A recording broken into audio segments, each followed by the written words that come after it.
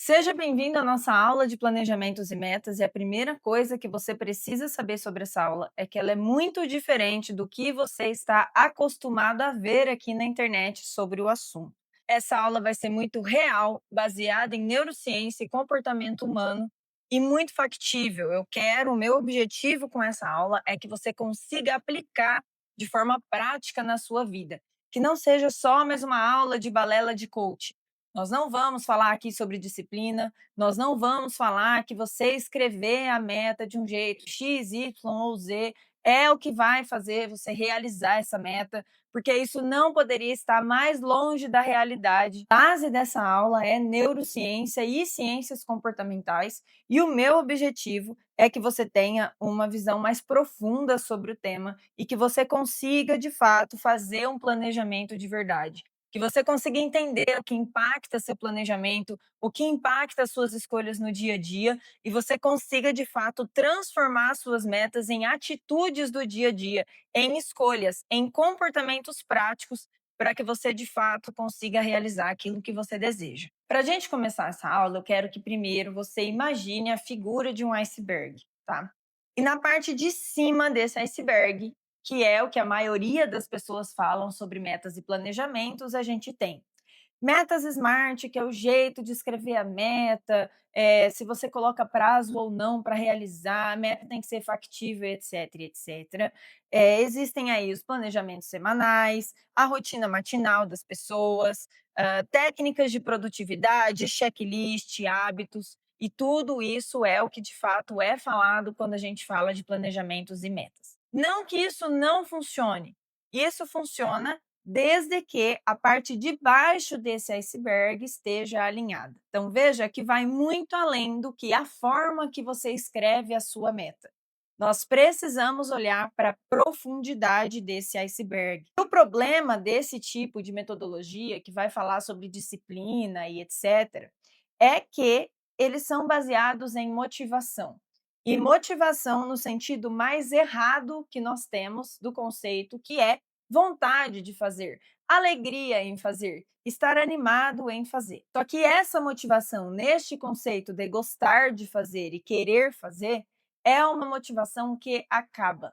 E é exatamente por isso que as pessoas não conseguem realizar as metas que elas colocam, seja no ano novo, seja no aniversário, seja no novo ciclo.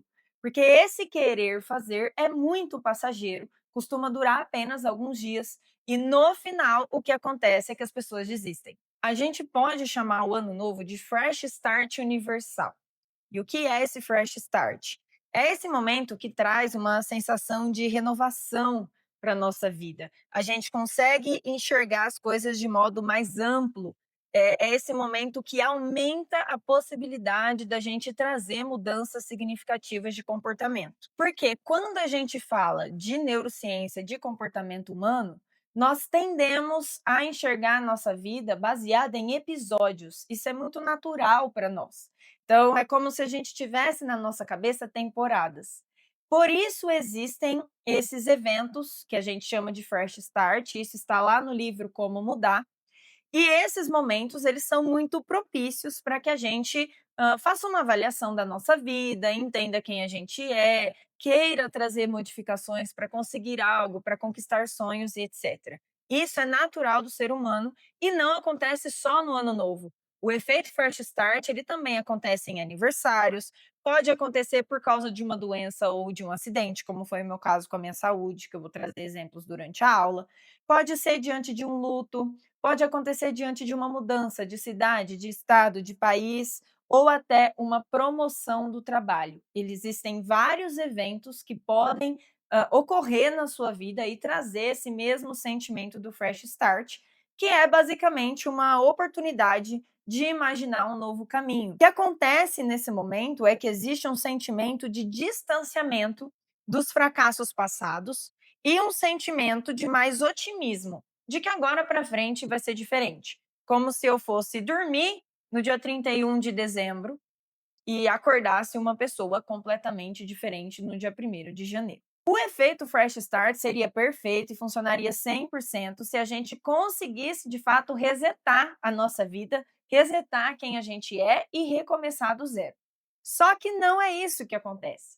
Na realidade, os comportamentos que a gente quer mudar, eles estão no cotidiano, eles estão arraigados na nossa rotina diária, que é uma rotina caótica e é uma rotina já estabelecida. E é por isso que, por mais boa intenção que você tenha, e por mais que você queira mudar alguma coisa na sua vida, quando esse querer se encontra com essa rotina já estabelecida, isso causa um choque muito grande e você não consegue manter essa mudança no longo prazo. Talvez você até consegue fazer por 1, 2 semanas, mas a tendência é que você desista. E por que isso acontece? Porque nós já temos hábitos muito enraizados na nossa vida e esses hábitos muitas vezes jogam contra os comportamentos que a gente quer mudar, justamente porque eles vão na contramão, justamente porque eles são hábitos já estabelecidos, que estão no automático, que nós não questionamos mais, a gente apenas faz. E aí, quando você quer mudar um comportamento, isso são coisas que jogam contra você. Um hábito já enraizado é muito mais forte porque ele já está no nosso inconsciente e ele acontece de forma automática. Ele é resistente à informação. Você saber que o certo é você gastar menos do que você ganha, você saber o que é uma alimentação saudável, você saber que tem que fazer exercício físico ou estudar alguma coisa, não é suficiente para de fato você conseguir executar esses comportamentos. Por quê? Porque você sabe que deveria, mas não consegue. E se todo mundo conseguisse, se fosse verdade que basta saber para você conseguir executar, todo mundo estaria rico, com barriga tanquinho e ostentando por aí. Um exemplo claro disso é em relação ao dinheiro, porque você sabe que você deveria ter reserva de emergência e gastar menos no seu cartão de crédito. Só que você está imerso em um mundo que te convida a gastar 365 dias no ano, 366 em ano bissexto. Então você está o tempo todo imerso em ambientes que te convidam a desejar mais, que te convidam a dar o próximo passo, que te convidam a gastar de certas formas. E aí tudo isso, quando se encontra com a realidade, você vai lá, parcela a viagem, você vai lá e parcela a bolsa, você vai lá e parcela as coisas sem pensar no amanhã, e é por isso que você tem essa sensação de andar em círculo. O que realmente acontece quando você só tem uma informação rasa e você tenta apenas colocar suas metas em prática sem saber sobre como você se comporta e como você funciona, é que você desiste. Existe uma frase do Housel no livro A Psicologia Financeira que eu gosto muito, que fala: poucos planos sobrevivem quando eles se encontram com a realidade. Por quê? Porque nós planejamos, nós escrevemos as nossas metas baseado na nossa melhor versão, não na versão que a gente é agora. A gente escreve as nossas metas baseados numa expectativa. A gente planeja baseado nas melhores condições, no nosso melhor eu. Só que a realidade é que nós temos um repertório que nos sustenta, nós temos uma história. E no dia a dia é esse repertório que vai assumir a maioria das nossas escolhas. Porque para o nosso cérebro, o nosso natural é sempre buscar economizar energia. O nosso corpo basal, a forma que ele funciona, para o coração continuar batendo, para você continuar respirando e todas as suas funções do corpo continuarem acontecendo, isso custa muito para o nosso cérebro, em termos de energia. Então, todas as vezes que ele puder consolidar hábitos para que sejam feitos de forma automática e ele economize energia cada vez mais, é esse caminho que o nosso cérebro vai pegar. O nosso cérebro está o tempo todo buscando atalhos. Então, para que a gente consiga fazer os comportamentos difíceis, e quando eu falo de comportamentos difíceis, eu estou falando daqueles que não têm uma dopamina sendo liberada de forma imediata, um resultado, uma recompensa chegando de forma imediata. Quando a gente fala de vida saudável, alimentação e exercício, dinheiro, carreira, estudos, relacionamentos, nós estamos falando de coisas de longo prazo. Nós estamos falando de coisas que muitas vezes a gente faz um sacrifício agora e demora um tempo para a gente ver o resultado disso. E é por isso que esses comportamentos são tão difíceis. Por isso que é mais gostoso assistir Netflix do que parar e estudar algo que você precisa.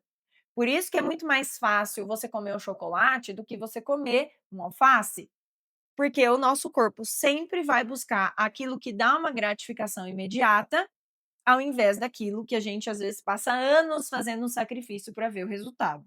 Eu poderia ficar aqui o dia inteiro dando dica de como escrever a meta e como você faz, e entra ano, sai ano. Esse é o maior conteúdo que a gente vê aqui na internet. Mas isso não sobrevive no tempo. Todos esses hacks e essas dicas, eles até te fazem começar, eles trazem uma motivação inicial. Porém, isso não dura, isso não te ajuda a ser constante e a conseguir, de fato, a construir algo de longo prazo. Uma pesquisa da Universidade de Southampton trouxe que 8%, apenas 8% das pessoas conseguem manter as metas de ano novo que elas fazem. Veja, nós estamos falando de 92% de falha. E nesses 92% de falha, nós temos 23% desistem na primeira semana, 64% desistem até o final do primeiro mês e 80% não duram até fevereiro. Então, nós não estamos falando de algo que não acontece com as pessoas. É muito mais fácil que você conheça amigos que não conseguem manter suas metas do que você conhecer alguém que de fato consegue cumprir o que prometeu. Por que isso acontece? Porque as pessoas estão muito focadas na parte de cima do iceberg. E a gente precisa se focar na parte de baixo, que é o que eu vou falar nessa aula. Por quê? Porque é a parte de baixo que vai dar sustentação. Porque é a parte de baixo que vai fazer as dicas funcionarem. Você até pode escrever a sua meta no método SMART. Funciona, desde que a sua base esteja bem alinhada, tá? Então, essa vai ser a primeira parte da nossa aula. Nós vamos falar dessa parte de baixo do iceberg e é por isso que é muito importante você prestar atenção. Isso é uma aula, não é diquinha. Então, se você não está ainda com papel e caneta na mão, anotando os pontos principais, pausa o vídeo e vai pegar papel e caneta. Porque não adianta você ser passivo diante da vida. Coloca isso como sua primeira meta de 2026. Não ser passivo diante das coisas. Não adianta você acumular um monte de conhecimento e você não conseguir executar. Você até tem a sensação de que você está aprendendo e evoluindo, mas e aí? Se você não consegue colocar isso em prática na sua vida, você não está saindo do lugar. Por mais que você tenha a sensação de que você está fazendo alguma coisa. Então, caneta e papel na mão para você anotar as coisas importantes que você vai colocar depois em prática na sua vida. Bom, usando aí a nossa analogia do iceberg, o que é essa parte de baixo, que é o que sustenta todo o resto e é o que vai fazer você de fato realizar suas metas, conquistar os seus sonhos e te transformar na versão que você quer ser. Nós precisamos falar de valores pessoais, nós precisamos falar dos ambientes que você frequenta e como você vai conseguir moldar os seus ambientes para fazer o que precisa ser feito. Nós precisamos falar de gatilhos e atalhos mentais, e sim, eles existem. Se você não aprender a lidar com eles, a se blindar deles e a colocá-los ao seu favor, você vai ficar se sacrificando para fazer certos comportamentos, sendo que poderia ser muito mais fácil. Então, ignorar os gatilhos, ignorar os atalhos que o nosso cérebro tenta pegar para tomar decisão, é um caminho que só vai fazer ficar mais difícil. E claro, ali na parte de baixo do nosso iceberg também tem as nossas crenças. E é disso que a gente vai falar nessa primeira parte da aula. Então, vamos começar pelos valores pessoais. Se eu fizer a pergunta: quem é você? O quanto você se conhece? Quais são os seus valores pessoais? Se você tivesse que se descrever, o que você valoriza em cada área da vida? Você tem esse conhecimento? Você sabe o que você quer? Você sabe quem você é? Se tirar a sua profissão, se você não puder responder que você é um dentista, um nutricionista, um fonoaudiólogo, um médico, você sabe responder essa pergunta? Quem é você como profissional? Quem é você como família? Quem é você como filho? Quem é você como amigo? O que você valoriza? O que faz sentido para você? O que você valoriza intelectualmente? Quais são seus hobbies? O que você gosta de fazer nos seus momentos de lazer? Como você é como esposa, como marido? O que é inegociável para você? Então, se você pudesse dar 3 palavras para cada uma dessas áreas da vida, o que você valoriza em cada uma delas? E aí a pergunta principal é: como suas metas conversam com quem você é? Porque o que acontece na maioria das vezes é que a gente pega a meta que o mundo nos ensinou que a gente tem que ter. Então, a gente tem que ter a barriga tanquinho da Virgínia. A gente tem que querer ser tão rico quanto o fulano. A gente tem que entende que a gente vai adotando as metas do mundo sem questionar se aquilo faz sentido para a gente? E de repente a gente se coloca numa situação de correr atrás do próprio rabo, que nada nunca é suficiente. Talvez você chegue num lugar muito legal da sua profissão. Talvez você tenha uma carreira muito bacana, mas por causa de uma meta que você adotou do mundo sem questionar se fazia sentido para você, nada vai ser suficiente. Você vai estar sempre preocupado com o próximo, não vai conseguir sequer desfrutar daquilo que você está conquistando. Então, é muito importante que você entenda se as suas metas estão realmente alinhadas com o que você valoriza. E para chegar nesse lugar de nos entender, a gente pode fazer uma avaliação. Então, vamos sair primeiro do mundo ideal. O que seria para você o ideal para sua família? Quem você seria como mãe, como esposa, como marido, como pai? Qual seria o ideal? Desenhou o seu ideal? Como é você agora? E o quão longe você está desse ideal? O que você precisaria ser e fazer para chegar nesse ideal? Qual é a distância disso nesse momento? E essa é uma avaliação importante. E é uma avaliação importante para você saber em todos os âmbitos da sua vida. Profissional, o que você deveria, o que você gostaria de ser e o que você é hoje. E eu não estou falando apenas em âmbito financeiro, não é só sobre quanto você gostaria de ganhar. É sobre quem você gostaria de ser. Se alguém que trabalha com você pudesse descrever você, que tipo de descrição você gostaria que essa pessoa fizesse? E o quão longe você está na realidade desse ideal? Como você gostaria que os seus filhos te descrevessem? Como você gostaria que os seus amigos te descrevessem? E o como você é hoje? E o quão longe você está? E detalhe, foca no que está no seu controle. Ao fazer essa avaliação, não vai para o mundo de Bob, em que eu gostaria que o professor fosse mais valorizado e que eu ganhasse R$ 100 a hora. Não, isso não está no seu controle. Você, o que você tem que fazer para ser esse profissional? Íntegro, corajoso. Então, pensa nisso e pensa o quão longe você está. Eu vou trazer aqui um exemplo prático que eu vejo todo santo dia. Muita gente acaba tendo o objetivo de empreender. Por quê? Porque nós estamos vivendo nesse mundo da internet em que o empreendedorismo, ele vem como sendo a resposta de todos os problemas. É por meio dele que você vai ganhar mais dinheiro, é por meio dele que você vai ter mais flexibilidade, é por meio dele que você vai ser seu chefe, dono da sua agenda, pá, pá, piriri, pororó. E se você já empreendeu de verdade, você sabe que o buraco é mais embaixo. Você sabe que não é tudo isso que dizem por aí, na verdade, é sobre ser sobrevivente. Agora, o que eu vejo?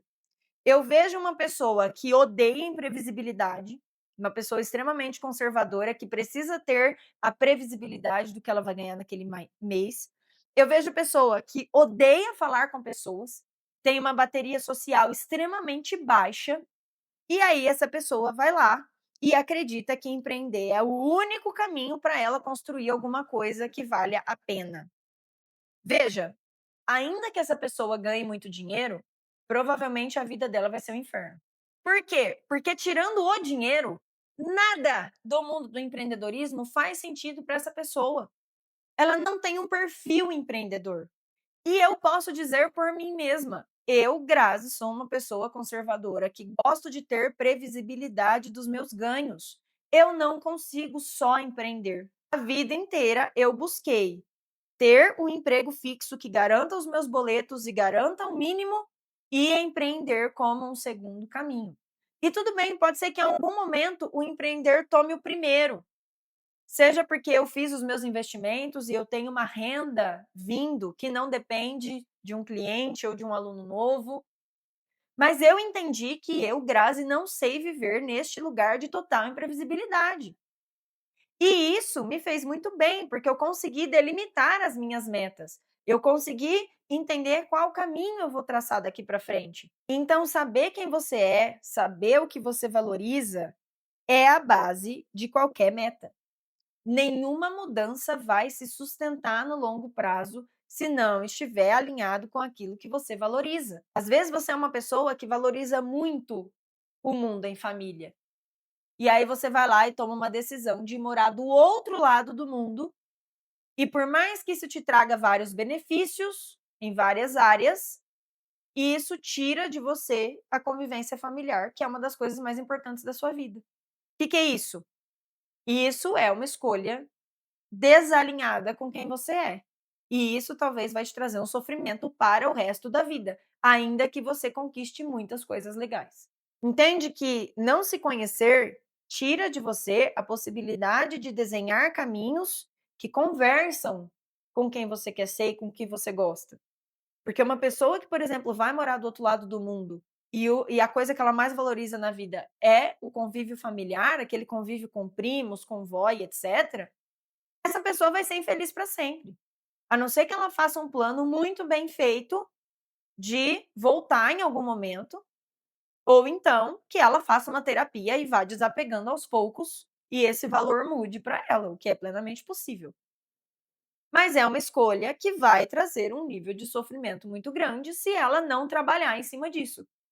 Então, ter metas que não conversam com quem você é não vai te ajudar a sustentar esses comportamentos no longo prazo. E sem longo prazo e sem constância, a gente não constrói nada que presta. Tudo que a gente tem de conhecimento sobre carreira, relacionamento, dinheiro, tudo isso tem a ver com longo prazo. Tudo isso tem a ver com comportamentos que têm constância. Então, se você não consegue ter constância, dificilmente você vai construir algo muito sólido nesses âmbitos da vida. Fica aí o questionamento. As suas metas estão alinhadas com quem você é e com o que você valoriza? Talvez você fique aí alguns dias pensando nisso. Bom, segundo ponto que está aí nessa parte de baixo do nosso iceberg que a gente precisa pensar e conversa com a nossa identidade, conversa com o que a gente valoriza, que são as nossas crenças. As crenças são as suas verdades, não necessariamente as verdades do mundo. A verdade real é a sua verdade, é a forma como você lê e interpreta o mundo. E dentro das nossas crenças, nós temos rótulos. E crença é um assunto tão amplo que a gente poderia ficar aqui horas só falando sobre isso. Eu tenho conteúdo sobre isso no ateliê de escolhas de forma muito mais profunda, mas aqui eu vou focar só no que realmente impacta os nossos planejamentos e as nossas metas, tá? Então, dentro das nossas crenças, nós temos rótulos sobre nós mesmos, rótulos que nós construímos ao longo de toda a vida. Não só porque alguém falou para nós que a gente é aquilo, não só porque alguém colocou aquele rótulo sobre nós, mas as crenças elas se sustentam diante de provas que a gente dá no dia a dia sobre aquilo. A crença ela tem um lastro. Então você se prova todos os dias, você reforça essa crença todos os dias por meio dos seus comportamentos e atitudes, tá? Vou dar um exemplo aqui. A pessoa que tem um rótulo de endividado. Esse rótulo não veio do nada. Provavelmente esse rótulo ele se construiu, a pessoa teve a primeira dívida, a segunda, a terceira, ela não conseguiu resolver aquilo, e ela entra em um lugar em que o normal é ser endividado.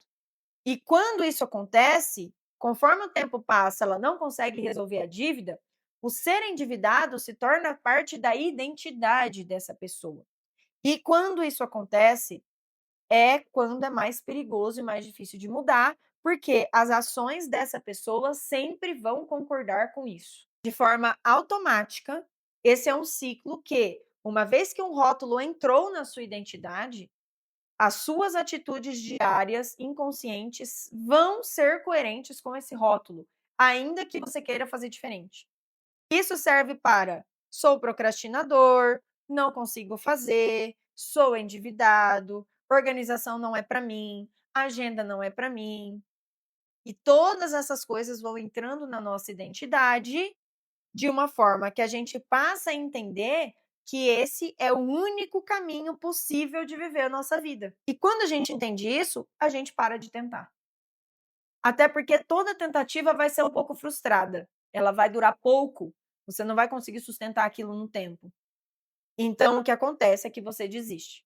Você pode até tentar fazer alguma mudança, Mas quando isso já está muito enraizado na sua identidade, na sua crença sobre você mesmo, dificilmente você vai conseguir manter essa mudança no longo prazo. Porque as nossas escolhas, elas vão ser coerentes com isso. E se você não acreditar que é possível ser diferente e que você tem capacidade de aprendizado, você não vai conseguir. É o que acontece quando a gente fala de meta e planejamento. A pessoa ela tem um rótulo instalado que ela é uma endividada e ela decide que a meta dela do ano vai ser sair das dívidas. Só que às vezes essa pessoa sequer procura um profissional especializado para isso. Ela vai tentar fazer sozinha. E ao tentar fazer sozinha, ela vai ouvir um monte de lorota na internet. Porque a pessoa que está nessa situação também é a pessoa que tem pouco conhecimento sobre como aquilo funciona, sobre como aquilo pode ser resolvido. E ela não busca ajuda profissional. E aí ela posterga o caminho de solução.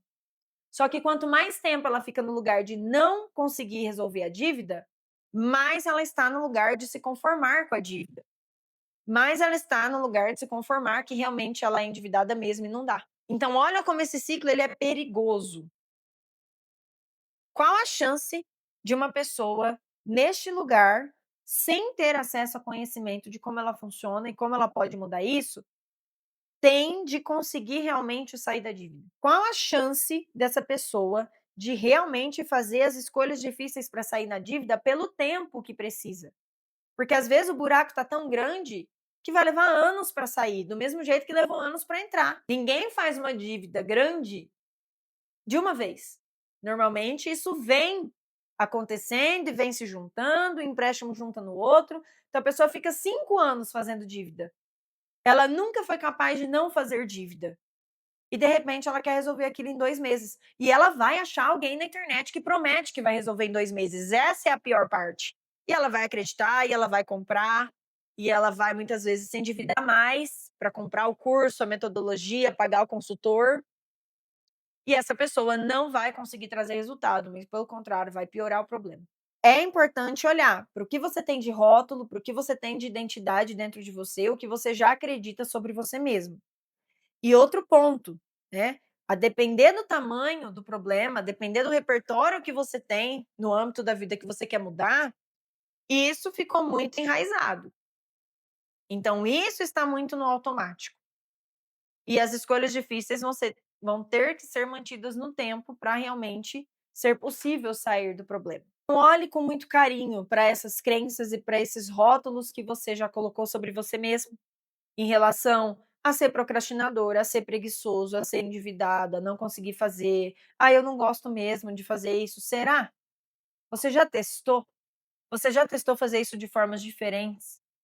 Você já testou buscar ajuda com alguém que realmente é profissional e pode te oferecer caminhos diferentes?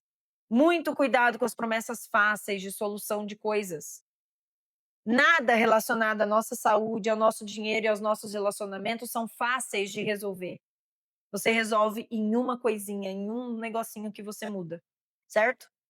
Então olhe para as suas crenças, porque elas são determinantes na hora de mudar os seus comportamentos. O terceiro ponto que a gente precisa falar sobre planejamentos e metas é os ambientes e os contextos que você vive. O que é o ambiente e os contextos? São as pessoas que estão ao seu redor, quem você consome, na internet ou fora dela, o que você lê, o que você escuta, quais aplicativos você tem no celular, como é o seu ambiente de trabalho, como é a sua casa, como é o seu quarto. Eu preciso que você entenda que tudo ao seu redor é um convite a decisões e escolhas. Eu vou repetir. Tudo ao seu redor é um convite para a tomada de decisão e escolhas. Nós não temos como resistir aos ambientes que nos cercam e aos estímulos que estão ali. O maior poder que a gente tem é de selecionar os ambientes e os estímulos que a gente tem no nosso dia a dia. Então imagina, você é um alcoólatra e você sabe que precisa parar de beber. Você colocou isso como meta na sua vida. Qual é a primeira coisa que você vai ter que fazer para conseguir a sua meta? É eliminar tudo que te convida a beber no seu dia a dia. Então, de repente, você vai ter que cortar amigos, que são aqueles amigos que te chamam para ir para o bar, ou aqueles amigos que vêm na sua casa com a garrafa de bebida. Você vai ter que parar de frequentar os lugares que te convidam a beber. Então, é o bar da esquina que você vai? São os eventos sociais da empresa que acabam te empurrando para esse lugar de bebida? O que tem no seu dia a dia que te leva a esse desejo e a esse estímulo? Trocar de amigos, ignorar pessoas da família, de repente começar a ler e consumir conteúdos de pessoas que pararam de beber, que conseguiram essa meta, para ver o que elas fizeram, para aumentar a possibilidade de repertórios. De repente você vê alguma pessoa que fala: olha, eu fiz tal coisa para conseguir essa meta, eu vou tentar fazer isso também. Não quer dizer que aquele caminho que você está escutando é o que vai funcionar para você, mas ouvir a experiência de alguém vai te dar, vai te ampliar o mundo para você entender as possibilidades que existem. Isso também é importante. Você provavelmente vai ter que colocar algo no lugar da bebida. A bebida ela vai deixar um buraco no seu dia, seja porque era o momento que você tinha com os amigos, seja porque ela passou a significar um alívio da sua rotina puxada. O que você vai colocar no lugar? Qual hobby vai entrar no lugar? Você vai começar a praticar um esporte? Você vai começar a ler? Você vai começar a ter mais tempo com a sua família? Porque se você só deixar o buraco na sua rotina que não tem mais a bebida, vai ser muito difícil você sair daquele lugar. Porque tudo vai te levar a isso. E vai ficar um vazio muito grande, vai ficar sem porquê. Então perceba que o ambiente, ele é muito determinante, ele é o pilar mais fundamental para a mudança de comportamento. Vou te dar um exemplo meu. Eu estou desde 2018 muito firme na academia. Eu errei muito pouco nesse tempo, desde que eu comecei a encarar a academia de fato como algo necessário na minha vida. Quando eu comecei, eu moldei toda a minha rotina para caber a academia no meu dia a dia. Então, inicialmente, lá em 2018, eu comecei a fazer academia que era na frente da minha casa, que era o mais perto possível, tá? Porque era só atravessar a rua. Os obstáculos comportamentais, as desculpas que eu poderia dar para não ir na academia, que tem a ver com tá chovendo, tá de noite, é longe, não tinha mais. Então eu eliminei metade das minhas desculpas só por ter a academia na frente da minha casa. E hoje esse é um ponto essencial na hora de eu escolher a moradia. Eu ainda moro em prédio e um dos motivos é porque eu tenho academia no prédio. E principalmente aqui no Canadá, que nós temos o inverno, então a gente fica aí 6 meses em temperaturas negativas, isso é essencial. Porque se eu tivesse que entrar no carro, me trocar, colocar a roupa de frio para ir para academia, a chance de eu ir diminuiria muito, muito, muito, muito, muito. Então, provavelmente eu não iria na maioria das vezes. Eu coloquei a academia o mais perto de casa possível. Eu coloquei a academia como a primeira atividade da manhã. Por quê? Porque a gente acorda mais disposto. É mais fácil a gente fazer as escolhas mais difíceis pela manhã, porque nós estamos com a nossa energia carregada. Então, primeira coisa do dia é a academia. Para quê? Para eliminar, que a chance de chegar à noite e eu ir era muito baixa. Eu associei à academia coisas que eu gostava muito de fazer. Por exemplo, ouvir música, ouvir podcast, colocar leitura. Então, eu associei algo que eu não gosto, e eu não gosto de academia até hoje, tá? Não é algo que, nossa, mudou nesses anos, não. Eu não gosto com algo que eu gosto muito, que é uma música, que é um podcast, que é algo desse tipo. E isso também é uma ferramenta comportamental. Outra coisa que tem a ver com o ambiente, que também mudou a minha relação com o exercício físico, foi começar a seguir pessoas que valorizam isso. Começar a trazer para minha convivência pessoas que valorizam isso. Amigos que também têm essa mesma rotina, amigos que também valorizam isso a ponto de marcar os compromissos baseado num horário estipulado para ir na academia. Então eu tenho amigos que quando a gente vai marcar um compromisso, a gente pensa: "Não, tem que ser depois de tal hora, porque primeiro eu vou na academia". Então trouxe para a minha rotina pessoas que valorizam isso. E quando você começa a frequentar um lugar e ir na academia e tal, você vai conhecer pessoas que também estão ali na mesma pegada. Então é extremamente importante você trazer essas pessoas para o seu convívio. Ou então, começar a consumir conteúdo de pessoas desse tipo. Eu, no começo, consumia muito conteúdo de pessoas fitness. Por quê? Porque era uma forma de me estimular aí. Então, quando eu te conto isso, o que eu quero que você perceba é que não é uma coisa que eu fiz para trazer a academia para o meu dia a dia.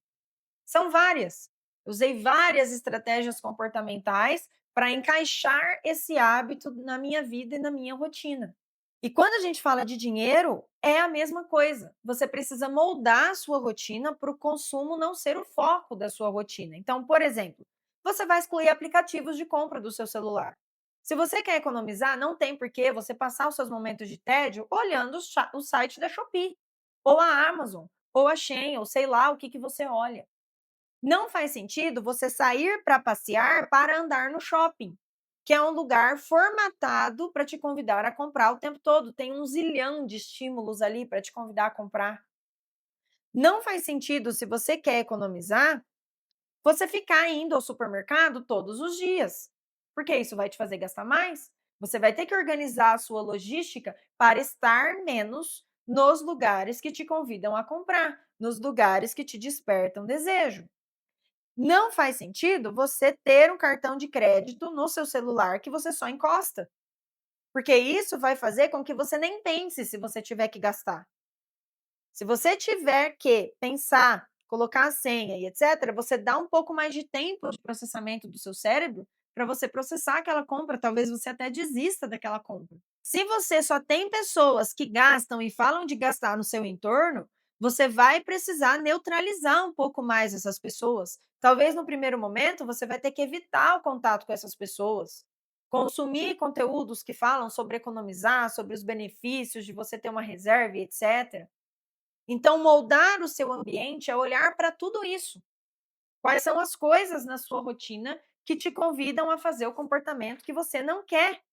Você vai ter que mexer de forma consciente na sua rotina para evitar as oportunidades de compra, para deixar a compra mais difícil. Da mesma forma, saúde é academia, então você vai ter que encaixar isso na sua rotina de um jeito que seja mais fácil. Se você sabe que se você for para casa e deitar no sofá, você não vai na academia, você vai levar a mochilinha com a roupa no seu trabalho e você vai direto. Você vai cortar do seu dia a possibilidade de sentar no sofá. Entende o que é moldar o ambiente? É você deixar os comportamentos que você não quer fazer mais difíceis de fazer, vai dar mais trabalho. E aí, olha só, o ser humano é preguiçoso por natureza. E a gente consegue usar essa preguiça ao nosso favor. Porque se cada vez que você tiver que entrar no iFood para pedir um iFood, você tiver que digitar todos os números do cartão de novo, todos os dados de novo, baixar o aplicativo, etc., ao invés de pedir 20 vezes no mês, você vai pedir 5. Então, isso já vai melhorar muito os seus comportamentos. E é neste detalhe que nós precisamos olhar quando nós estamos tentando mudar comportamentos. É nesse detalhe que nós precisamos olhar os nossos ambientes. E esse talvez seja o ponto mais desafiador. Por quê? Porque hoje nós vivemos em um mundo que está nos estimulando o tempo todo a gastar, a comer gordice, a ficar no celular, ao invés de estudar, ao invés de fazer algo que realmente faça bem para você. Nós vivemos em um mundo que está o tempo todo nos convidando aos comportamentos ruins. E esses comportamentos ruins, eles são muito prazerosos. Eles são muito gostosinhos. Então, a chance deles ganharem é muito maior. E é por isso que você vai ter que olhar para isso de um jeito consciente, se você quiser mudar comportamento. Os ambientes que você frequenta, os contextos que você tem, eles são muito determinantes no seu comportamento. Vai caber a você moldar esses ambientes para conseguir fazer as escolhas difíceis no seu dia a dia, e isso é parte essencial de conseguir realizar suas metas. Último ponto da nossa parte de baixo do iceberg, mas não menos importante, são os atalhos mentais. Sim, eles existem. Eles existem justamente porque o maior objetivo do nosso cérebro é pegar atalho o tempo todo. Para quê? Para gastar menos energia. Esse é o nosso funcionamento natural. Você ignorar isso não vai fazer ficar mais fácil. Muito pelo contrário, vai fazer ficar mais difícil porque você não vai saber nem se blindar dos estímulos ruins, nem trazer os estímulos bons para o seu dia a dia. Eu preciso que você entenda que os maiores cientistas comportamentais estão dentro das empresas. E eles não ignoram esse funcionamento, muito pelo contrário. Tudo que é colocado para você desejar, para você fazer, é colocado pensando como pegar um atalho. A embalagem das coisas que você consome, aonde isso está no supermercado ou em qualquer loja, como o shopping é montado. Você já percebeu que para você ir no cinema, Na maioria das vezes, o cinema fica no meio do shopping e você vai ter que passar pelos corredores para chegar lá. Qual é a chance de você só ir no cinema sem comprar nada? Ou então a praça de alimentação do shopping, ela fica lá no último andar, ou seja, você vai ter que passar pelos corredores se você quiser ir só para comer. E aí qual é a chance de você passar por várias lojas, ver várias promoções, receber todos esses estímulos e não comprar nada? As empresas não ignoram o nosso funcionamento na hora de fazer estratégia de marketing. Elas fazem a estratégia que vai conversar diretamente com o nosso inconsciente e vai levar o nosso cérebro a sempre pegar o atalho, enquanto nós ignoramos. Nós queremos ignorar como a gente funciona e quer vestir a nossa capinha de super-homem e falar: "Eu sou fodão". Só que quando você assumir essa postura, o que acontece na prática é que você falha. Você falha na maioria das vezes. Então, um aplicativo, por exemplo, ele foi pensado milimetricamente para fazer você comprar da forma mais fácil. Entrou, clicou, está comprado. Um clique, não precisa de mais que isso. Então, naquele momento que deu a vontade, mesmo que você saiba que está errado, ou naquele momento de compensação emocional, ou naquele momento de cansaço, o aplicativo está ali. E às vezes você não estava nem pensando em comprar, surge para você uma notificação no seu celular, que te lembra que você pode comprar e desejar alguma coisa nova. Então, preciso que você entenda que tudo no mundo que nós vivemos hoje, a cor, a embalagem, o jeito de apresentar o preço, tudo está sendo formatado para convencer a comprar o mais facilmente possível, convencer a consumir. E aí nem sempre dá para resistir. E às vezes a melhor estratégia que a gente vai ter ao nosso favor é evitar. Então tenha muita consciência e se pergunte: o que esse lugar, o que essa escolha faz por mim? Ela me aproxima das metas que eu tenho ou ela me afasta? E se esses lugares, essas pessoas, esses aplicativos, eles te afastam daquilo que você quer ser, elimine da sua vida, sem dó. Porque a pergunta é: você precisa mesmo se colocar nessas situações? Você está lutando para gastar menos e fazer reserva. Você precisa mesmo ter que dar uma voltinha no shopping? Um lugar extremamente tentador? Você precisa mesmo ir tantas vezes na semana no supermercado? É um lugar difícil de dizer não? Então não vai. É simples assim. Vai contra suas metas? Diga não. Pare de ter medo de dizer não para você e para os outros. Nós estamos vivendo um momento em que os adultos têm medo de frustrar. Tem medo de frustrar o outro e tem medo de frustrar a si mesmo. Para de ter medo de dizer não, se isso vai te aproximar de quem você precisa ser. Se dizer não vai te tornar um pai ou uma mãe melhor, diga. Vai te tornar um profissional melhor? Diga. Vai fazer você ter mais reserva, mais segurança financeira? Para de ter medo de frustrar os outros. Isso é parte essencial. Então, assim, o que eu quero que você entenda até aqui, o que vai sustentar suas metas não é o jeito que você escreve a meta, não é a disciplina. O que vai sustentar as suas metas é ter conhecimento de quem você é, de como você funciona e de como o mundo impacta os seus comportamentos e as suas escolhas diariamente. Você precisa ter clareza de onde você quer chegar, de onde você está e o que você vai ter que fazer no dia a dia para ser essa pessoa. Quanto menos abstrato for, melhor. Ah, eu quero ser a pessoa que vai na academia, que cuida da saúde. Tá bom, o que você precisa para fazer isso? Ah, eu preciso ir pelo menos 3 vezes na academia. Tá, então isso precisa estar na sua semana. Ir 3 vezes por semana na academia. Não é abstrato, não é a musa fitness lá da internet. É você olhando para sua rotina da semana. Bom, que jeito que eu encaixo 3 vezes na academia aqui? Ah, não dá para ir no sábado. O sábado é o dia mais cheio, eu levo as crianças no evento. Tá bom, então no sábado não vai ter academia. Vai ter na segunda, terça e quarta. Então olha para sua rotina e vê como aquilo vai se encaixar na sua rotina. E principalmente, o que você precisa eliminar da sua rotina que te leva a fazer o comportamento que você não quer. Seja ele comer não saudável, não fazer atividade física, comprar coisas que você não precisa e etc. Até aqui, eu queria que você entendesse esse ponto, que é o que sustenta as suas metas. Agora, na parte 2, nós vamos falar de forma mais prática o que você pode fazer no dia a dia para te ajudar a acompanhar tudo isso, para te ajudar a fazer as escolhas difíceis e, de fato, executar aquilo que você quer. Digamos que até aqui a gente falou da parte mais filosófica das metas e do planejamento. A gente falou dessa parte mais profunda sobre o que impacta a sua vida e as suas escolhas no dia a dia. Agora a gente vai sim para uma parte mais prática que fala como você pode aplicar tudo isso na sua rotina. E claro, o algoritmo funciona assim, então, se o que você ouviu até agora fez sentido para você, eu gostaria que você deixasse aqui um comentário sobre o que você ouviu até aqui, sobre o maior aprendizado, sobre aquilo que mais te impactou, para que a gente possa fazer essa interação e jogar o jogo da rede como precisa ser jogado para que os conteúdos sejam entregues.